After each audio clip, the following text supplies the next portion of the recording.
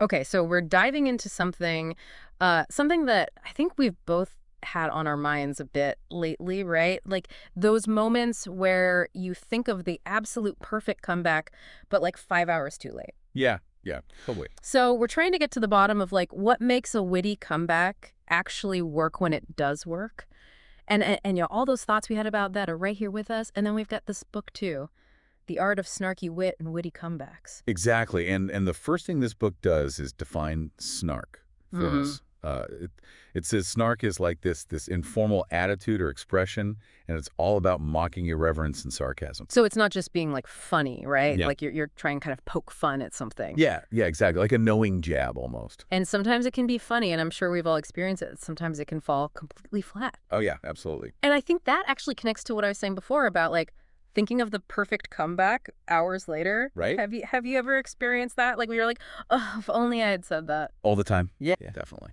But then there are those other times, and I'm curious to get your take on this, where it's like you just have to say it. You can't stop yourself. It's almost like this like verbal sneeze or something. You're exactly right. The book even uses the word sneeze. It's Hmm. like this unstoppable urge, and you just know in that moment Hmm. it's going to be good.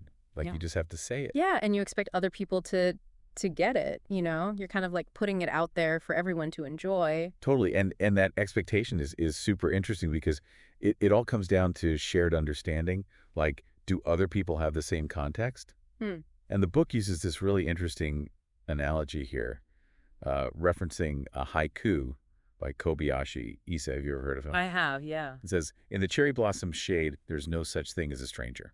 Okay. But how does that tie into snark and witty comebacks? So the idea is that just like everyone understands and appreciates the beauty of cherry blossoms, Yeah. it's this universal kind of thing. Hmm. When you make a witty comeback, it only really lands if everyone involved kind of gets the background and the context. So it's not just about being clever, but it's about being clever in a way that makes sense to everyone who's listening. Exactly. If you don't have that shared understanding, even the most brilliant comeback can just fall flat.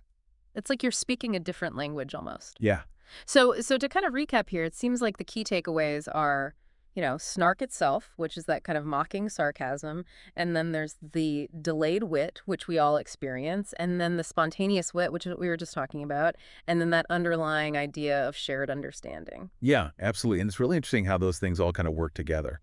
Yeah, and I think it all ties back to why we like witty comebacks in the first place, Yeah. right? Like it feels good to have that quick wit, and it feels even better when other people get it and react positively. And that brings us to a final thought for you all listening out there.